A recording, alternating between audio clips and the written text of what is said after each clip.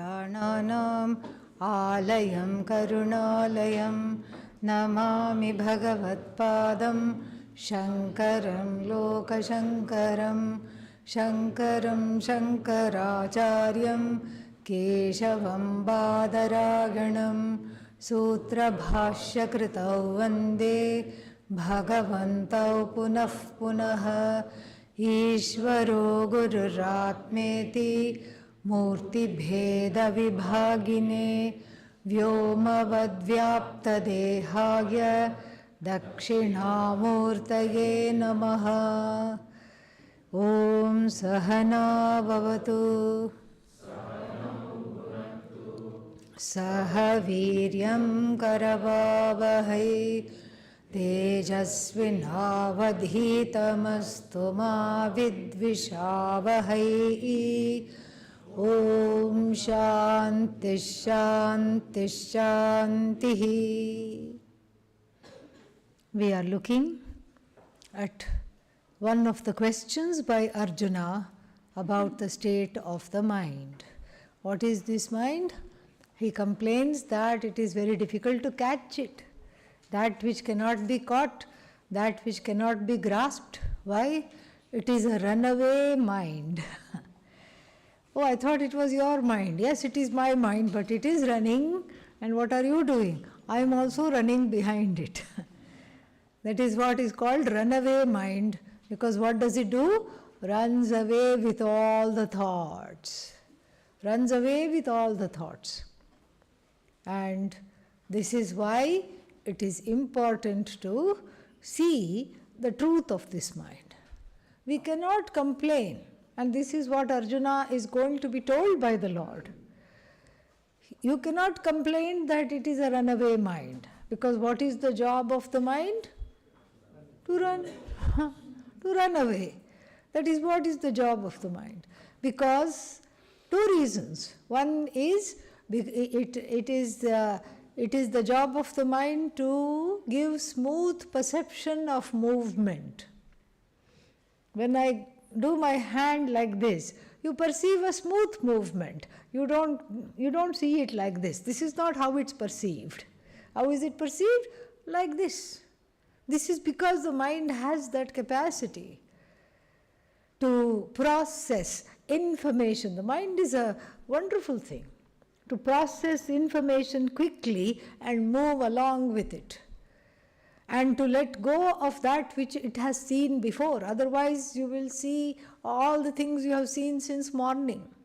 First, you will see Lord Gangadhareshwara because you attended the temple. And then after that, what will happen? Then you went to Samadhi Mandir and saw Pujya Swamiji's Vigraha. Now Pujya Swamiji's Vigraha is sitting on Lord Gangadhareshwara because Gangadhareshwara is still there in the mind. On top of that Pujya Swamiji, then you thought of something, oh what a nice sunrise, and then on top of Pujya Swamiji, then you see the sunrise, that is also stuck. And then breakfast comes and that is also stuck on top of the sunrise. And so that doesn't happen because the mind has the capacity to run. And so we cannot complain what it's meant to do.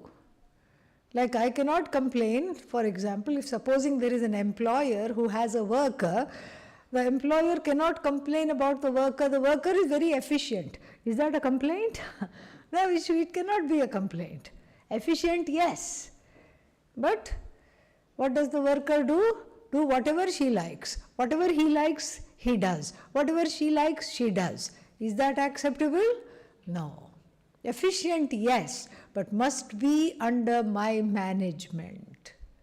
This is what Arjuna doesn't know how to ask. So he complains because, that is what the hallmark of the jiva is. We like to complain about everything, and as long as the complaints are focused on anything other than I am happy. So here, let's make the mind into a whipping boy. This mind, because of this mind, I cannot meditate, I cannot practice this dhyana yoga of going within and cleaning up things. I cannot do that. So I cannot do this. Why? Because I am not equipped. I don't have that equipment. I am not I'm not adept at it. Why? The mind is called the mind. Why?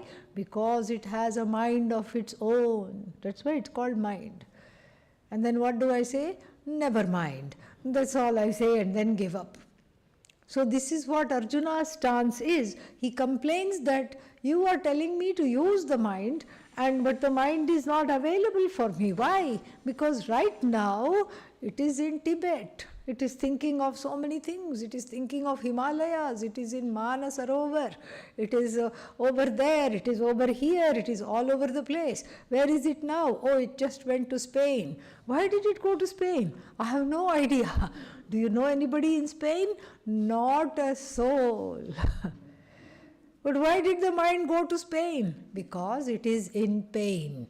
Okay? That's why it went to Spain. That's all it is. It is in pain, and this is a kind of an avoidance tactic. The mind does not want to dwell on the pain, so it escapes where? To Spain. That's what happens. It escapes every day. The mind is an escape artist. The more you try to catch, the more it goes away. And here Arjuna is very helpless, and he says, Yoyam yogaha tvaya proktaha. Ayam yogaha, this yoga that is taught by you, that was taught by you just now, all these verses. I am afraid, O Krishna, they have gone to waste. Why? Because this mind is durnigraham, 2 complaints. Durnigraham, difficult to constrain. Chalam, all over the place. So, I don't know how I am going to master this mind. And then Lord Krishna says, this is where we stop chanting. Yes, he says, Asamshayam Mahabaho. He agrees with him. He does not chide with him. First he calls, the words used by Lord Krishna to summon Arjuna, the words in the vocative case, first is Mahabaho, O you mighty armed one. And what are the arms used for? Left hand, right hand, both of them are for arrows, fighting people off. You are very good. And he was also skilled in painting, not just in archery. And so he could paint with his left hand, all masterpieces. He could paint with the right hand. And he was also skilled in dance and music. So all this, dance movements also. So the hands were very well developed, the arms. You mighty armed one, for whom all these things come very easy, but here what? He is trolling him. You have no idea about how to manage this mind. You mighty armed one, it's not enough to just build up the organs of the action. It is important also to dwell upon and build up Shama with a tranquil mind. I was mistakenly going to say tranquilized mind, that's a different thing. A tranquil mind. And then, then he calls him by 2 names here in this verse. Asamshayam Mahabaho, yes, undoubtedly, O you mighty armed one. Manaha durnigraham, difficult to catch. Chalam, it because of its always being on the move. But He Kaunteya. Kaunteya here is a pet name for Arjuna. Son of Kunti. Kaunteya. See, in English we have to use up 3 words. Son of Kunti. In Sanskrit, Kaunteya. So, Kuntehe apatyam puman. So, the child of Kunti. Immediate. Child of Kunti, why he should say? Because he is saying there is an element of child still within you, Mama's boy. This is what he is calling him. This is not accidental. So many things he calls him. Bharatarshabha. Like this.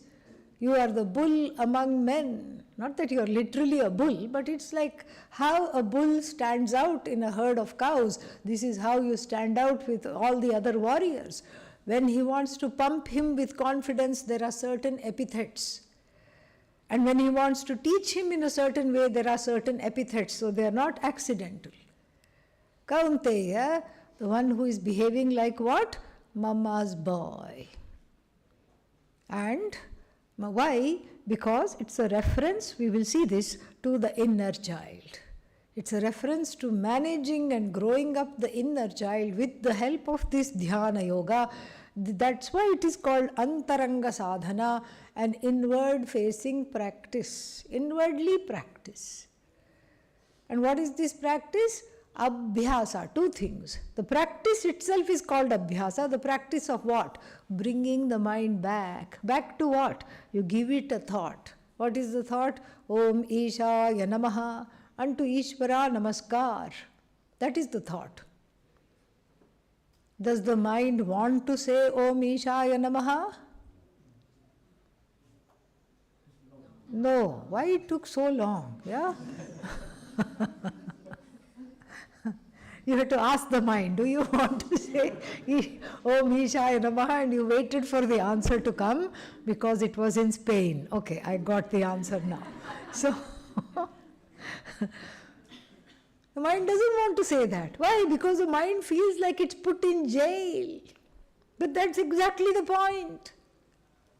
The mind wants to be free, independent. It chafes at the bars of the cage, which is Om Ishaya Namaha, Om Namah Shivaya, Om Namo Bhagavate Vasudevaya, Om Dum Durgayai Namaha.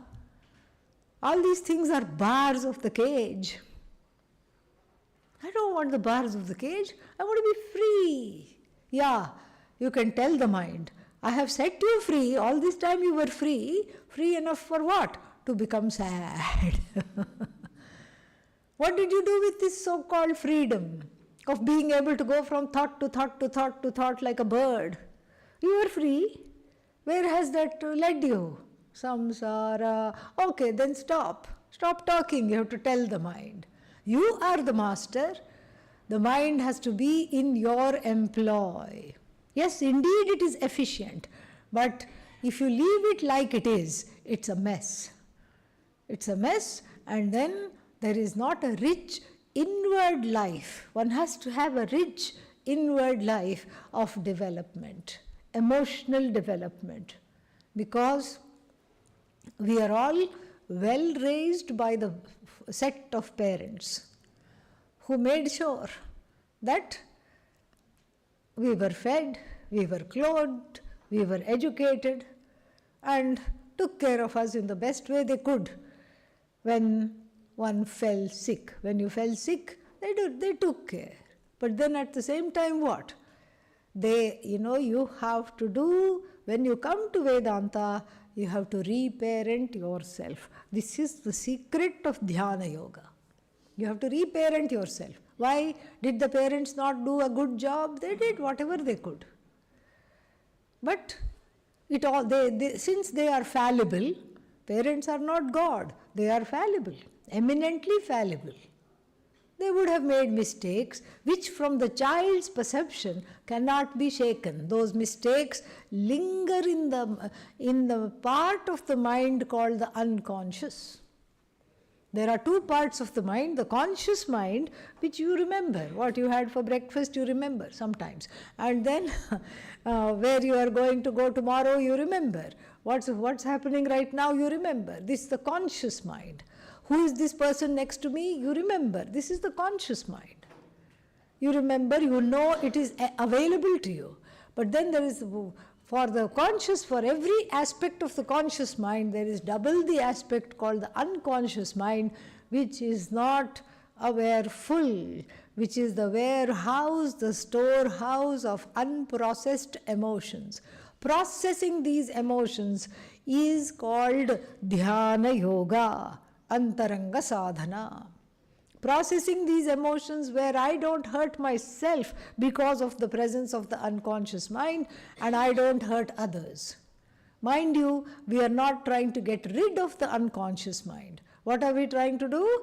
We are trying to embrace it, process it, heal it, grow it up, integrate it into the adult. So the truncated child is just a bunch of emotions. There is not really a child. There is no child really speaking. It's a bunch of unprocessed emotions sitting there and then spewing out in the form of anger, fear, and various projections. An unprocessed set of emotions invariably end up in projections. Lots and lots and lots of projections. This one is an idiot, that one is bad, this one is something, without any reason. You just met the person, just now you have met the person. Suddenly you just feel, no, I should not trust this person. Why? It's not you talking. It's not most of the time. Maybe there is 10% of the time, but most of the time, 80% of the time, it's not even a sixth sense. It is a projection.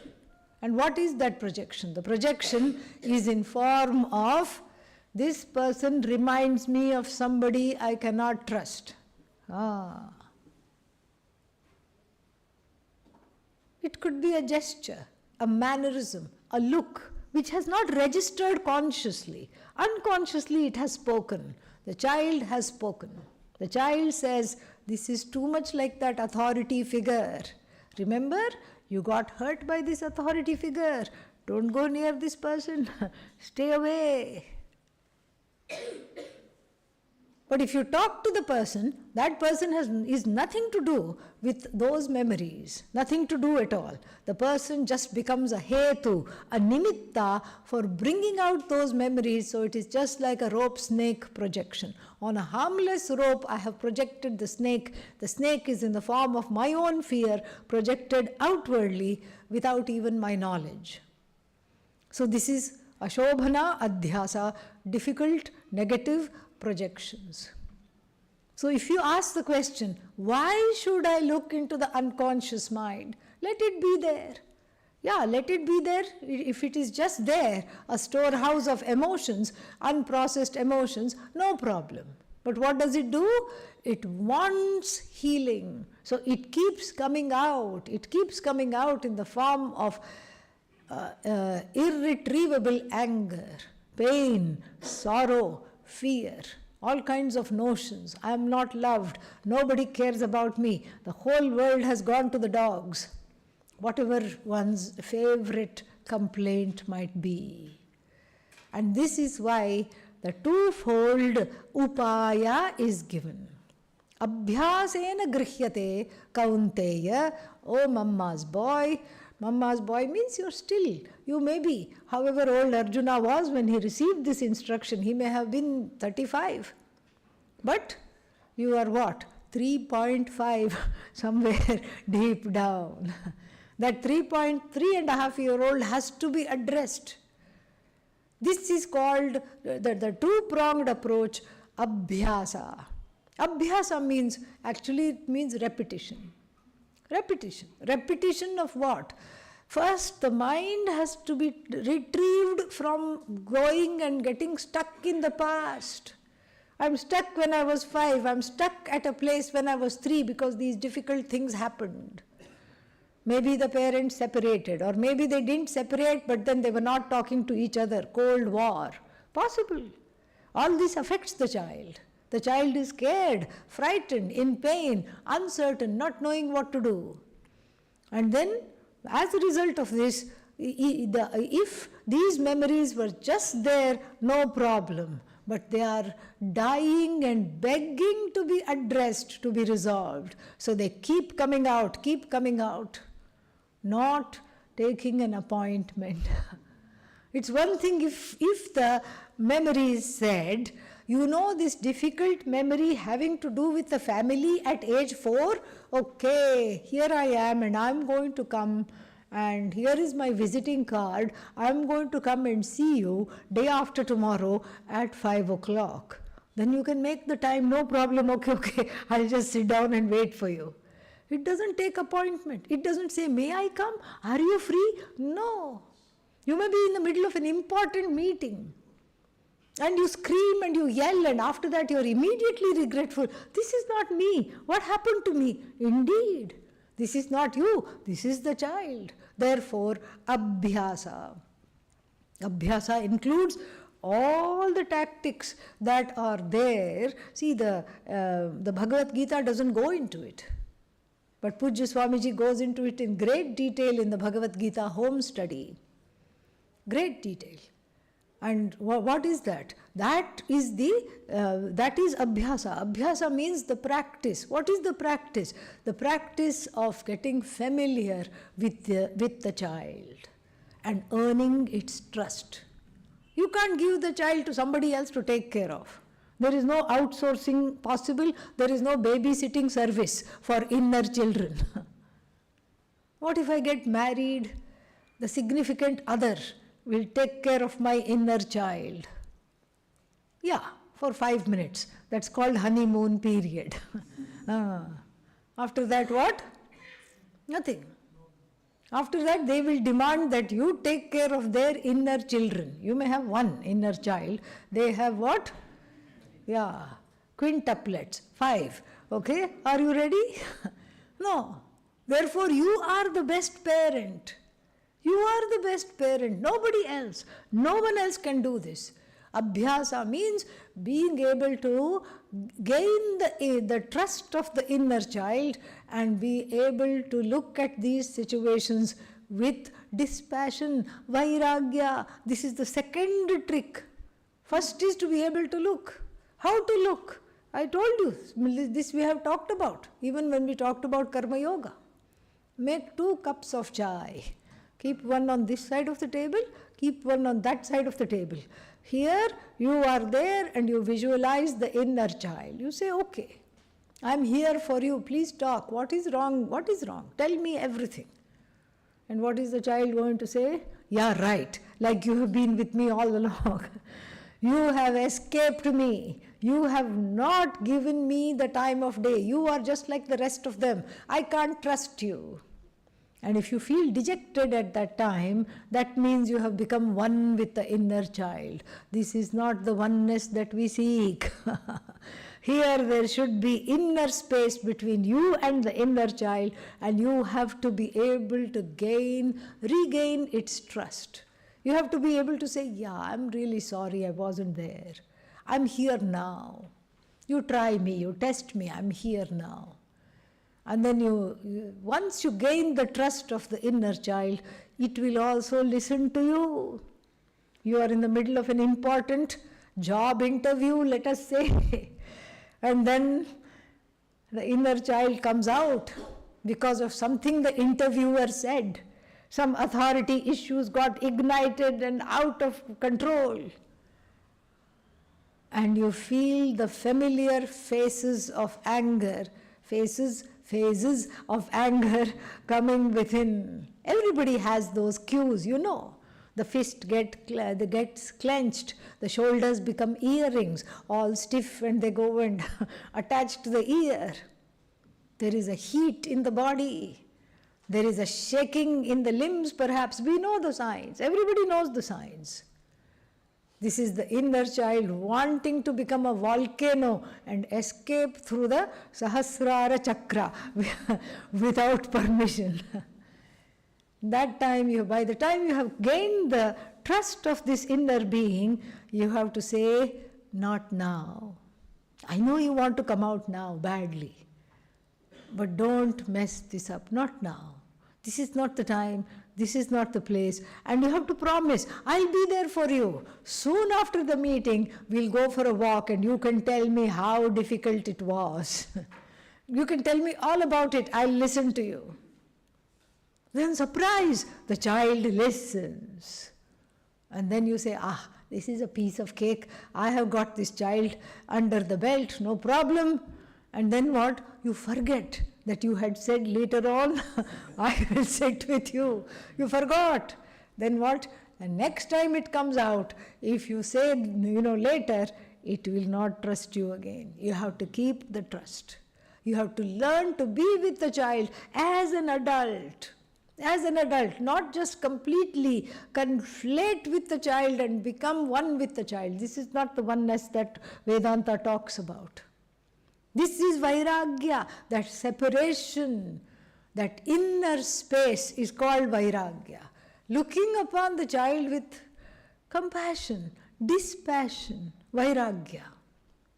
So that all the projections of the child I am able to witness dispassionately. And some of those projections are individual, sometimes we participate in collective projections. What are some examples of collective projections? Wrong value for money. Yes, money is required. Who says money is not required? Anybody says that, tell them, give me all your money. Yeah. If anybody just flaunts, oh, money is overrated, money is not required, just say, okay, give me all your money. If you don't require it, I'll take it. Money is necessary. Bills have to be paid. Things cost money. Inflation is there. All this is there. But the conclusion, which sometimes people have, two kinds of conclusions we will examine in terms of a collective projection. One conclusion is, without money, I am a nobody. This is a conclusion. This is a projection. Why? Because it's not true that you're a nobody. Without money, you're still there. You still matter. You still have skills. You still are a thinking, feeling person. You still have to be reckoned with. But then the conclusion, I'm nobody. Why are you nobody? Everybody treats me like a nobody. This is a projection. This is a projection from the unconscious mind. And again, there could be, this is Ashobhana Adhyasa, and then collective, there could be Ashobhana Adhyasa also about money. If I have money, the world is spinning in my hands. People watch me, people are scared of me. They are not scared of you at all. They are not scared of you. Behind your back, they may be making fun of you also. Oh, look at him flaunting, look at her flaunting everything. They are not scared of you. You may make people afraid, and they may pretend to respect you out of fear. That's all it is. But true respect has nothing to do with money. You respect a person for what they are, not because they have something.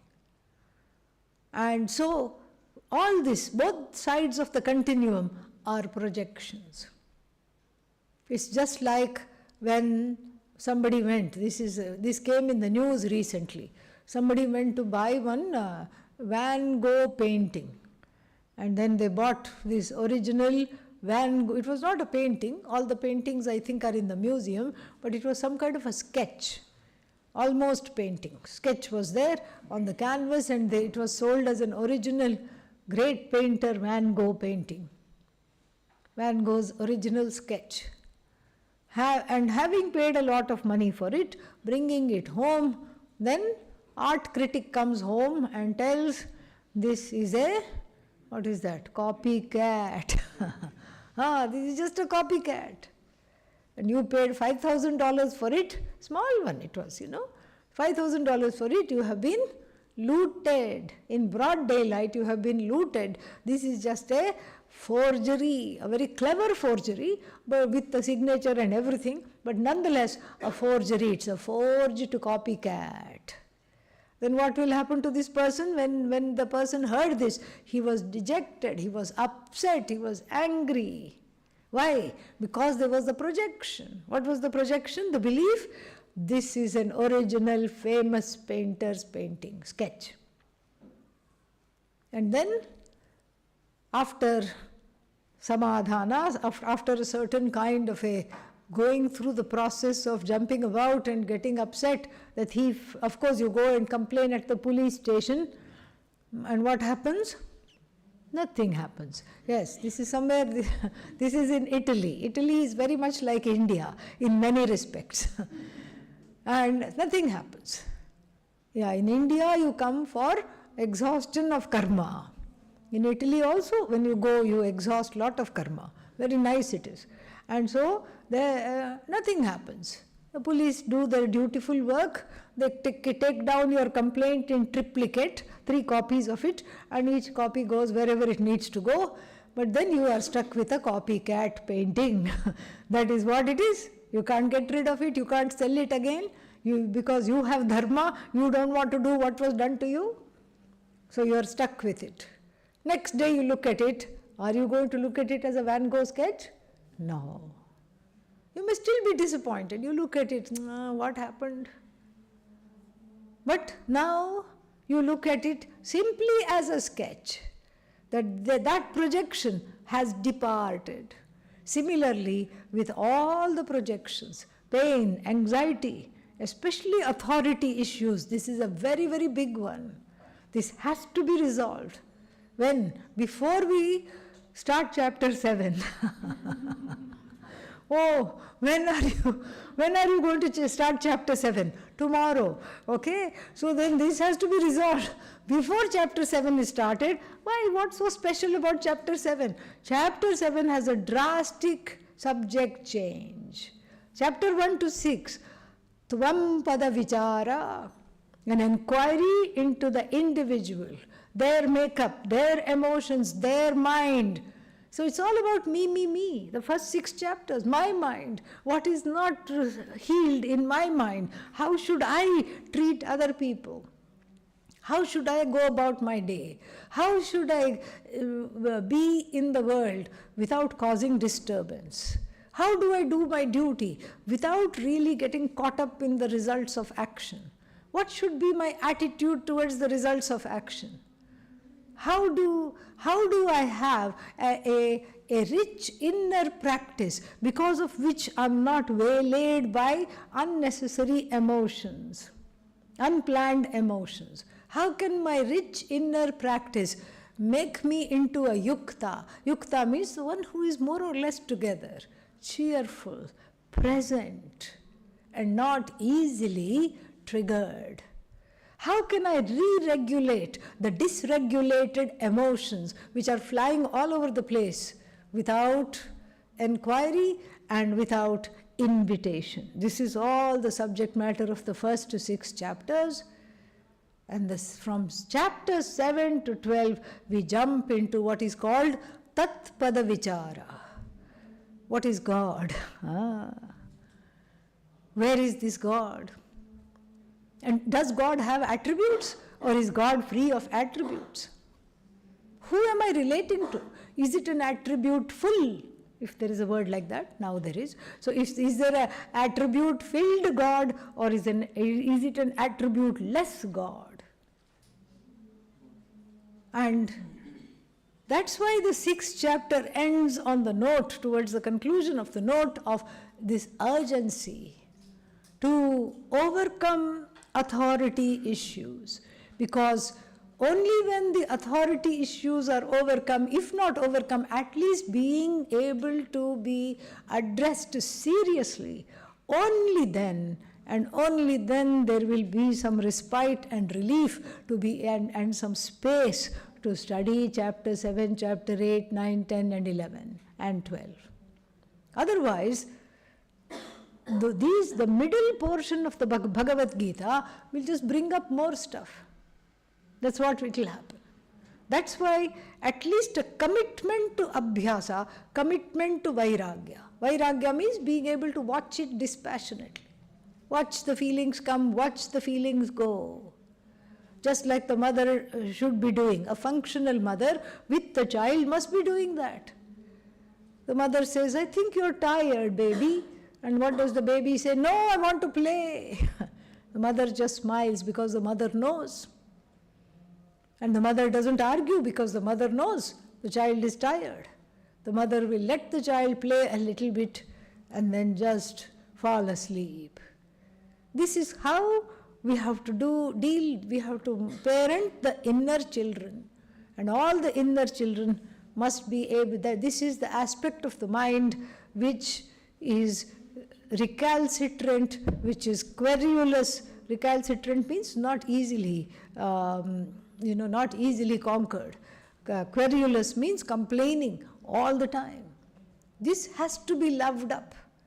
And the inability to love up the inner child means what? I have become the inner child. I have to have space. If I can't look at the inner child, that means I am still conflated. I have to be the adult. I have to just be the adult. And then, from the vantage point of the adult, deal with the inner child. This is called abhyasa because it has to be done repeatedly, and it has to be done while gaining the space between myself and my emotions. Inner child is nothing but a bunch of unresolved emotions. Between myself and these inner children, these bunches of unresolved emotions, I have to gain space. Vairagya. Space means objectivity. It's not actual space. Actual space I tried to gain. What happened? I tried to run away from the pain. I tried to run away from the inner child. In fact, that has been my goal throughout my life. I have done that. Where did I go? Because to escape the pain. Where did I go? Spain. That's all. Nothing else happened. How has that worked out for you? Running away from the inner child? Not very well. Stop. Stop and look. Stop and look with some compassion, with some love. And that is a meditation. That is abhyasa. Abhyasa is also the repetition of japa. So that the mind doesn't wander, we give it a task to do. Then why should I say Om Ishaya Namaha, Om Namah Shivaya? Why can't I do a meaningless sound? Meaningless sound? Yeah, why can't I just say, why can't I do that? Again, repeatedly in meditation, I can just make up my own sound and do it. That is not a sound practice. Why? Because the mind yearns. The inner child yearns, the outer adult also yearns for oneness. So we use the meditation to understand this inner oneness between the meditator and the object of meditation, which is the total, which is Ishvara.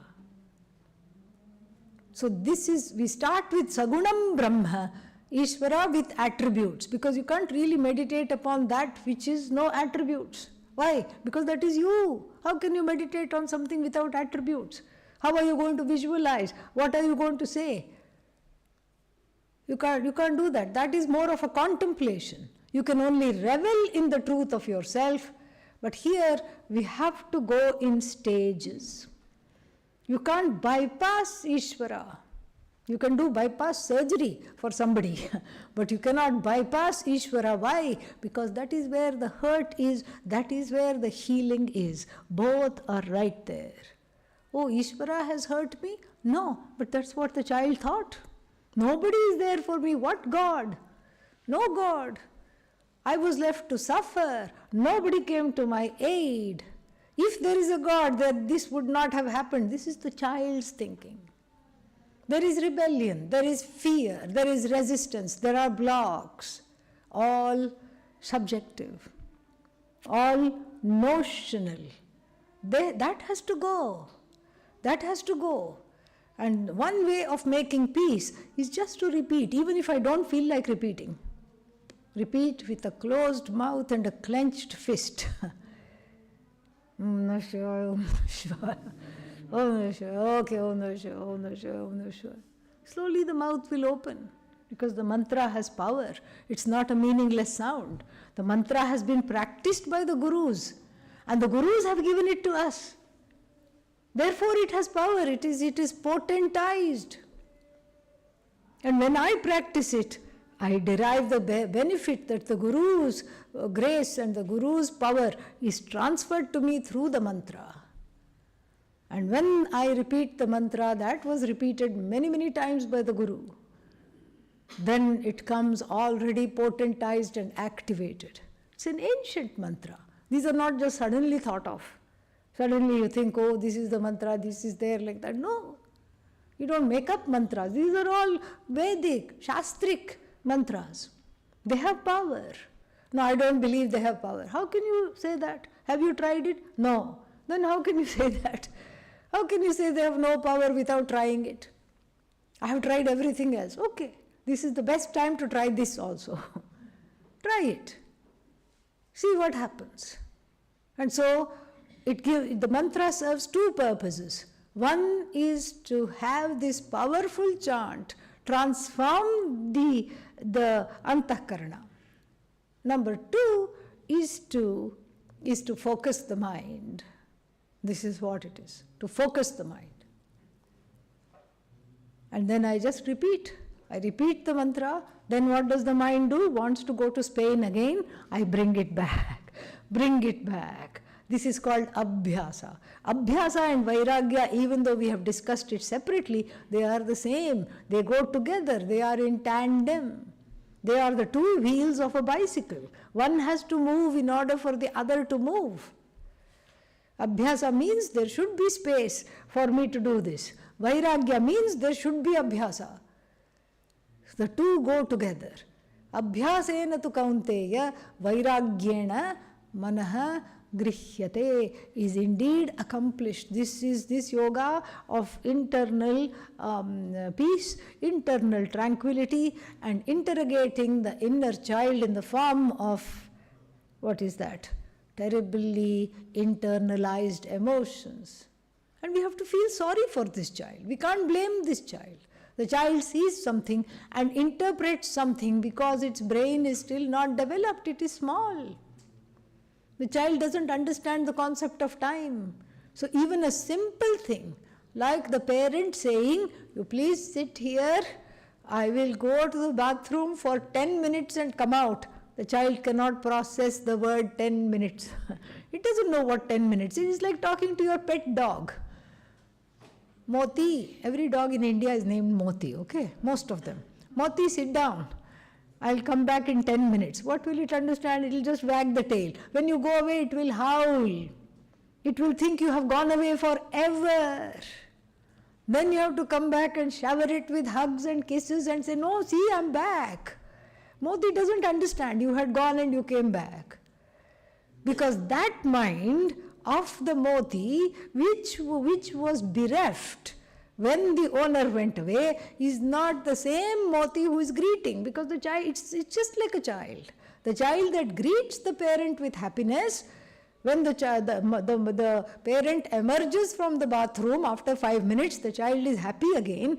That happiness is not because of the continuity. There is no continuity. The bereft child is already bereft, still bereft. And the happy child is now happy. You see, the bereft child is not now thinking, I was bereft, I am happy. That continuity is not there. Because children are always in the present. So even innocuous actions by the caregivers, by the primary caregivers from the point of view of the child, could turn into some subjective projections. What to talk of the flaws of the parents. What to talk of the foibles of the parents, what to talk of all the ways in which the child felt abandoned, felt hurt. You cannot dismiss it. You have to enter the mind of the child without conflating with it, without identifying with it. It's a skill. You have to learn it because nobody else can do this for you. Nobody else can do this for you. You have to do this. This is wonderful because it is a kind of a self-therapy, free therapy. You don't have to pay anybody. It's so nice and it's the most effective. Free therapy. And then when this is done, then the mantra helps to calm the mind down and stay in place. The mantra becomes like what is for the Buddhists the bell. I went to what is that wonderful ashram in Taiwan, Dharma Drum Mountain. Have you heard of that? Yeah, Dharma Drum Mountain. And this wonderful ashram. So I went and stayed there. We were having a interfaith conference and very beautiful and so zen, amazingly zen. I knew the, the elderly teacher. He is not there anymore. Some other successors are there. Master Sheng Yen. He was a friend of Pujya Swamiji. Beautiful. And so I went there and then it was just so wonderful to be there because for the meditation, one person would bring the cushions. Another person is bringing a meditation, what is that, bowl or whatever. The third person is bringing measuring tape. I said, why measuring tape? Because unlike our classroom here, all the cushions are this many inches apart, 18 inches apart. That itself is a meditation, setting up the meditation hall. And the hall had 1,000 people capacity. Setting up 1,000 cushions is itself a sadhana. It took 1.5 hours, it was done silently, and each person is going exactly 18 inches, and then the cushion is placed, 18 inches, cushion placed, 18 inches, cushion placed. I think they put like 800 cushions. That itself was a sadhana. And then throughout the day, the bell would go. And me, coming from our ashrams, used to think, oh, what are they going to feed us? No, it was not a series of bells. It was just one bell with a long reverberation.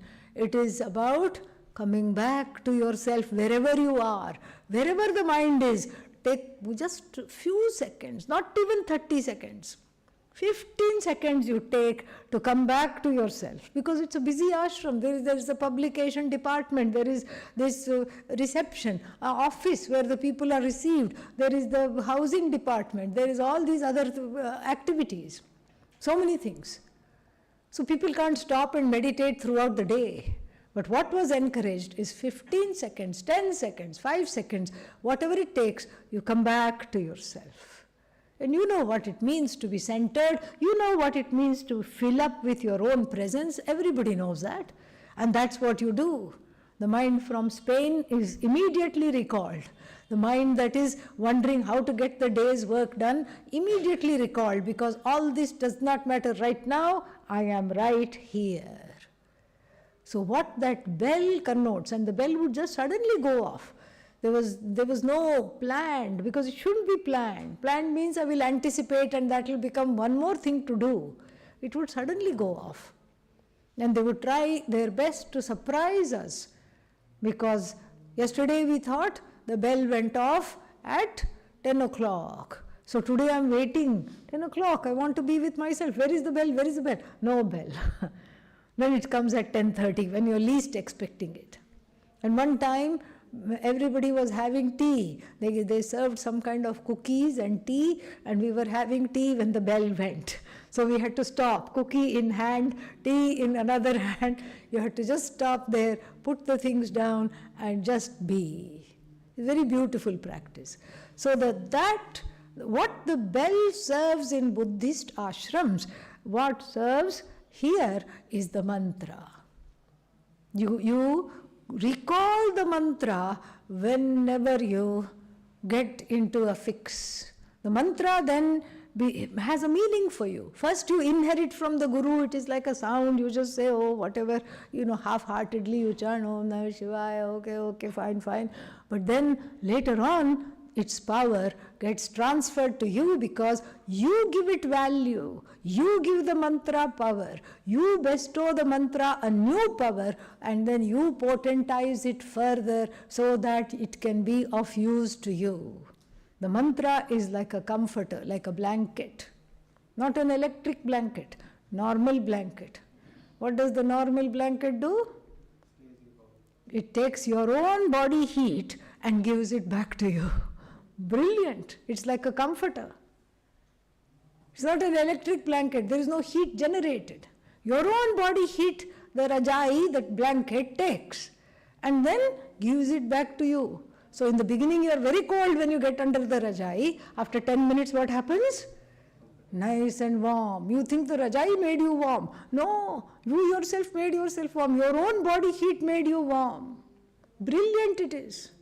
So the mantra is like a blanket. It embraces you and then potentizes that power and makes you secure, feel safe, feel secure, feel completely with yourself. It is just amazing. Its power is amazing. So it's not that, some other mantra given from somewhere is acting on you. No, you are potentizing it. Through abhyasa, through vairagya, then only it blesses. And then through this practice, then the person becomes adept in this yoga, dhyana yoga, and then what happens is that the person becomes calm and person becomes the yogi. And what is this yogi? Jnani. Sarvatra samam pashyati, verse 32. Sukham va yadi va dukkham sayogi paramo mataha. sees pleasure and pain in the same vein, as the same. And then this is the most exalted of all the yogis. So this chapter should have concluded at verse 32. Why didn't it conclude? Yes. Verse 33. Arjuna uvacha. No, not 32, 37, 35. No, 37. Arjuna uvacha. Ayati shraddhayopetaha yogachalita manasaha aprapya yoga samsiddhim kangatim krishna gacchati कच्चिन्नो भयविभ्रष्टः छिन्नाभ्रमिव नश्यति अप्रतिष्ठो महाबाहो विमूढो ब्रह्मणः पथि एतन्मे संशयं कृष्ण छेत्तुम् अर्हस्य शेषतः त्वदन्यः संशयस्यास्य छेत्ता न ह्युपपद्यते 37, 38, 39 are the questions. So this question, Arjuna now is calm. He understood. He understands what it takes to be ready for this knowledge, and how it is going to, this knowledge is going to heal you inside out. How this knowledge will not even brook an inner split between the inner child and the adult. There is no duality whatsoever, and this knowledge is what is your ticket to liberation. And to prepare for this knowledge, this dhyana, this yoga is necessary. When he understood, he also saw that this is not child's play. This is a lot of work. And immediately, he being a practical person, he wants to know. What does he want to know? Suppose somebody does this work, all right? He doesn't say it's me, all right? It's like when you go to the doctor, you don't want to say, I have this condition. Especially if you go to the doctor and make a payment and sit in the consultation room, then you will say, I have this terrible condition, please help me, and here are your fees. But then you are staying at the ashram, and somebody comes, a visitor who is a doctor, and you go to them because they are well renowned and they are right here and they are very generous. They don't mind answering some question, they don't mind treating you. So you don't want to say, you don't know who, because they are not charging anything, and you don't know who they will tell. So how will you go to them? I have a friend who has this complaint. So here Arjuna goes in the same way. Suppose there is somebody, not me of course, I'm completely dedicated to this path and I'm doing everything. Suppose there is somebody who is what?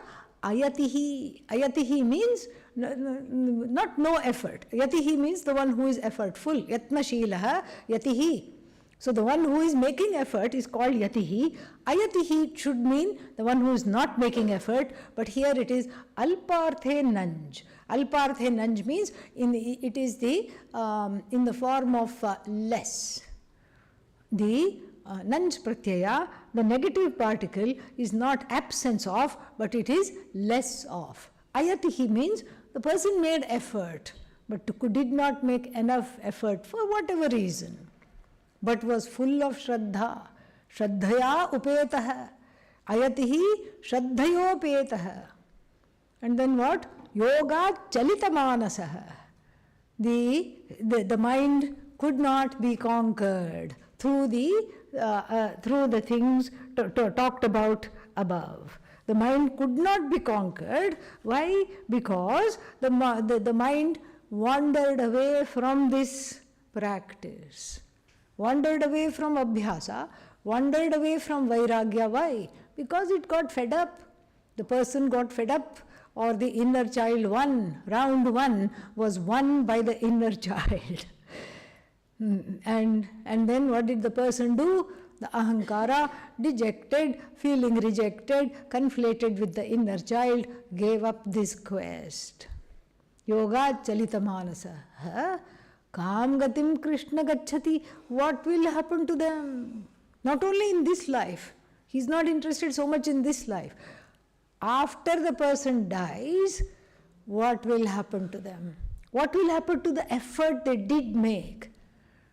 They did try and come to the classes whenever they could. They did attend. And when they attended, sometimes they listened. Sometimes they did not listen. Why? Where was the mind? Spain. Okay? Yeah. Sometimes they listened. Sometimes they did not listen. And so, Kangatim Krishna gacchati. What will happen to them, O Krishna? O Lord, what is going to happen to them? Chinnabhramiva nashyati kim. Like the fog which dissipates upon sunrise, will this effort go to waste? This is the first verse. Chinnabhramiva nashyati kim. What happens? Which kam gatim? What kind of an end will they go to? And then what are they? Ubhayabhrashtaha. Ubhayabhrashtaha means the person who could not follow the path of knowledge. Why? The preparation was not sufficient. Insufficient preparation. The person could not sit in the class and listen all the time. And the person could not complete the course of study for whatever reason. Usually lack of vairagya, lack of abhyasa. Because of that, the person could not, the outer presence, the ability to focus depends on the inner work. And if the inner work is insufficient, the outer work does not get complete. And so the person did not complete the study. And then what happened? Fell off of the path of knowledge and fell off of the path of karma yoga also. Such a person is called ubhayabhrashtaha, twice fallen. Yeah, one time you fell and pick yourself up, and then what? Again you fell, and then you are not able to pick yourself up. Twice fallen means twice challenged, doubly challenged, neither here nor there. What will happen? So what will happen to this ubhayabhrashta? Ubhayabhrashta could not stick to Vedanta and could not stick to the preparation, the preparatory measures either. Apratishtaha, not established in either of these. Vimudhaha. Vimudhaha means wandered away from Brahman without any support. What will happen? Will the person be destroyed like a cloud in the presence of the sun? Not cloud, what is that? Fog. Thick fog in the presence of the sun. Will it be destroyed? And then here in verse 39 we see how to ask the question very beautifully. Etat, this you have to. Etat chetum arhasi tvam. You really need to tell me this. You really need to help me how to overcome this. Because this is a big doubt for me. Meaning, why should I continue with this? Because if I don't get, I neither got moksha in this life, nor did I get preparation, nor did I complete my preparation in this life. So sad, no? Yeah. What will happen to me? Me means the jiva that survives death. What will happen to me? Will I be just fallen off both the paths? Karma yoga is also not there. Jnana yoga, both the lifestyles are compromised because I am the jack or the Jill of all trades. I have not been able to master any one of them. What will happen? You are the best person to answer this question, O Bhagavan. O Lord Krishna, you need to answer this question. Otherwise, I'll not let you finish chapter 6. Let us read the answer, chant the answer. Shri Bhagavan uvacha Partha naiveha namutra विनाशस्तस्य विद्यते न हि कल्याणकृत् कश्चित् दुर्गतिं तात गच्छति प्राप्य पुण्यकृतां लोकान् उषित्वा शाश्वतीः समाः शुचीनां श्रीमताङ्गेः योगभ्रष्टोऽभिजायते अथवा योगिनामेव कुले भवति धीमताम् एतद्धि दुर्लभतरम् लोके जन्म यदीदृशम् तत्र तं बुद्धिसंयोगम् लभते पौर्वदेहिकम् यतते च ततो भूयः संसिद्धौ कुरु नन्दन. Very beautiful answer is given. So, na iha na eva amutra. Neither here is the person destroyed nor elsewhere. Elsewhere means in the afterlife is the person coming to grieve. Why? Because this person who has even made a little bit of effort towards turning around one's life and facing this knowledge, to trying to gain this knowledge, even the one who has made insufficient enough is Kalyana Krit, the most blessed. Kalyana Krit means the one who has done auspicious things, because the most auspicious thing that one can do in one's life is pursue this knowledge, is to help oneself by pursuing this knowledge. This person has done that. Insufficient, yes. Distracted, yes. Did not complete the quest, yes. But at least the quest is started, it has begun. Nahi kalyana krit kaschit durgatim tata gacchati. Does not gain any bad end. Not at all. In fact, what happens? After the person passes away, departs from the body, prapya punyakritan lokan. Punyakritan lokan prapya, having gained various lokas.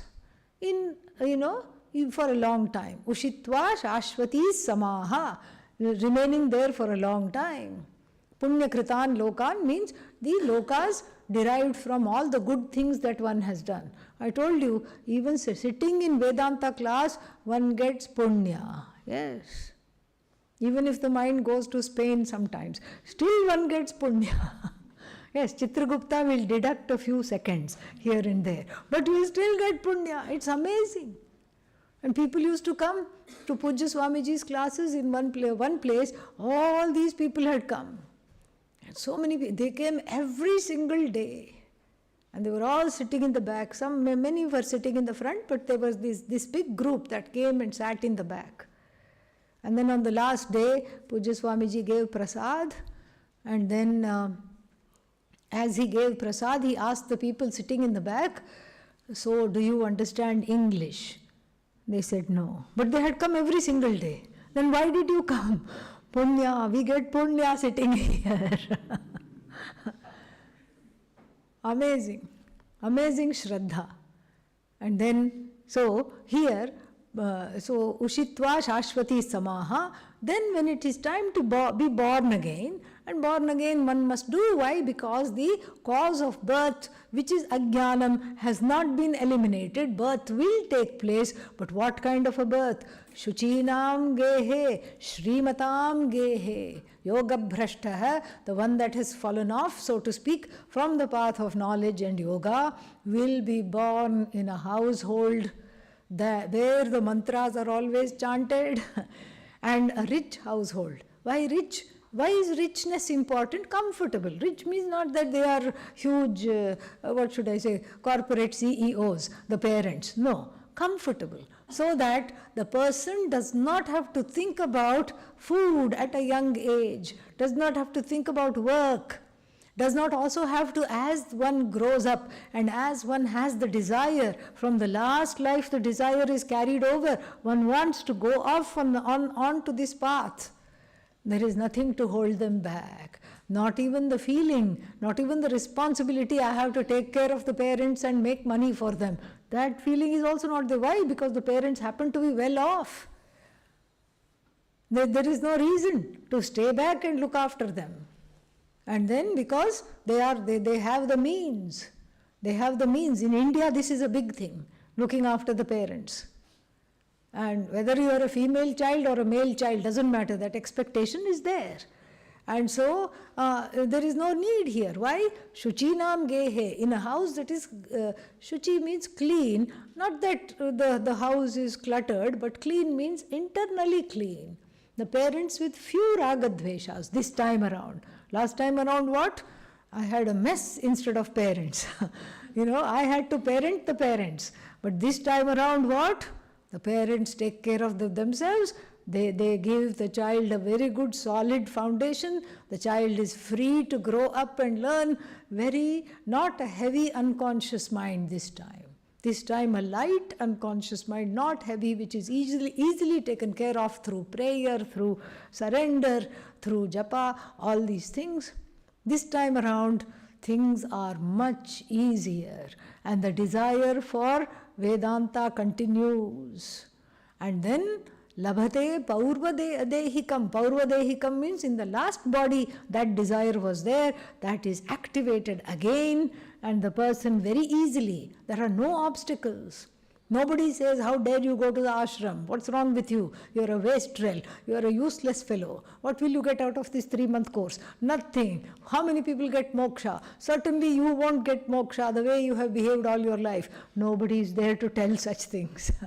Nobody is there to tell such things. Everybody says, you're going to the ashram. Wonderful. Here, take some money. Be comfortable. Go as long as you like. No responsibilities. Nothing. Very easy. No obstacles at all. And having come to the ashram also, no obstacles. Guru doesn't scold. And there is no skirmishes with fellow students. The cohort.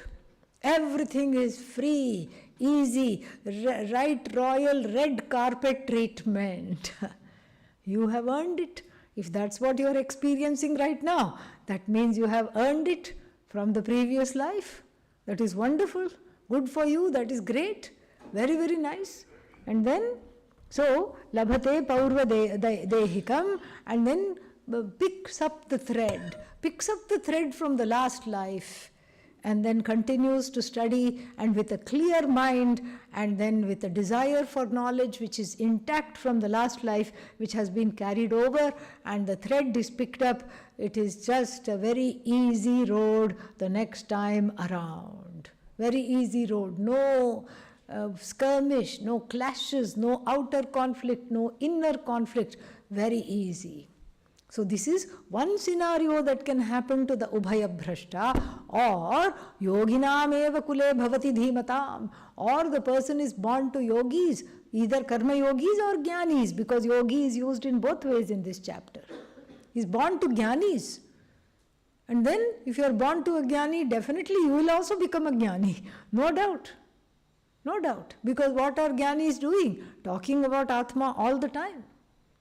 So even if that happens, or you are around jnanis a lot, or maybe the parents are not jnanis, but there is a jnani in the family. There is a sannyasi, a mahatma in the family happens.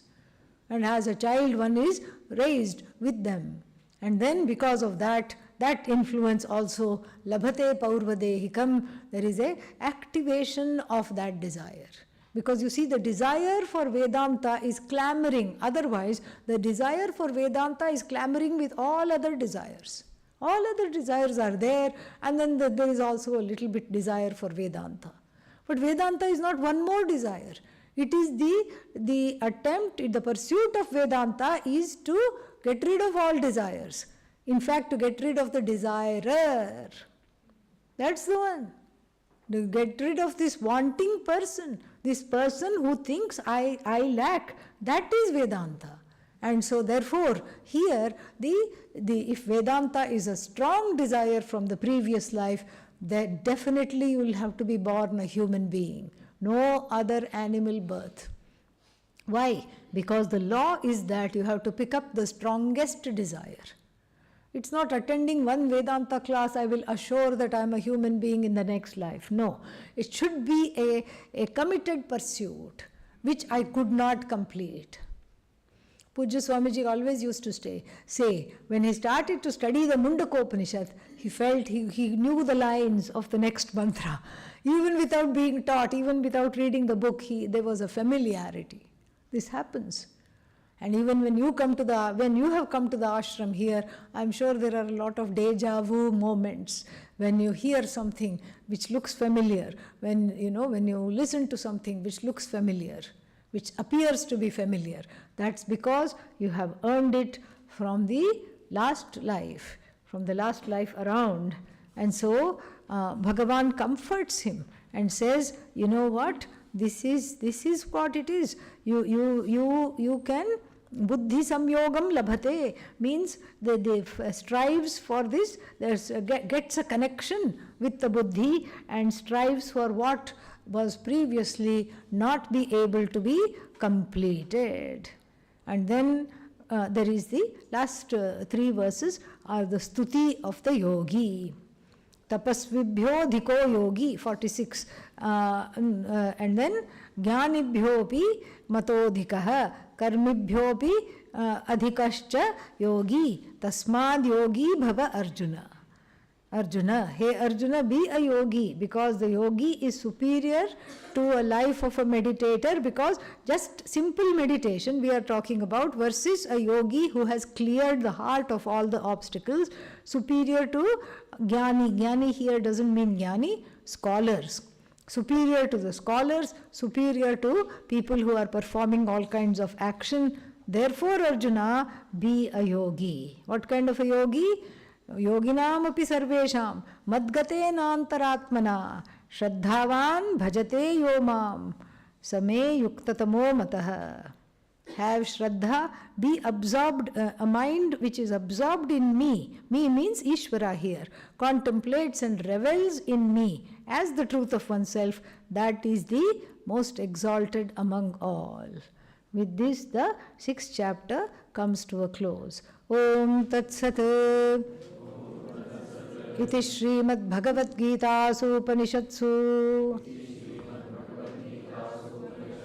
Brahma Vidyayam Yoga Shastre Shri Krishna Arjuna Samvade Dhyana Yogo Nama Shashtodhyayah.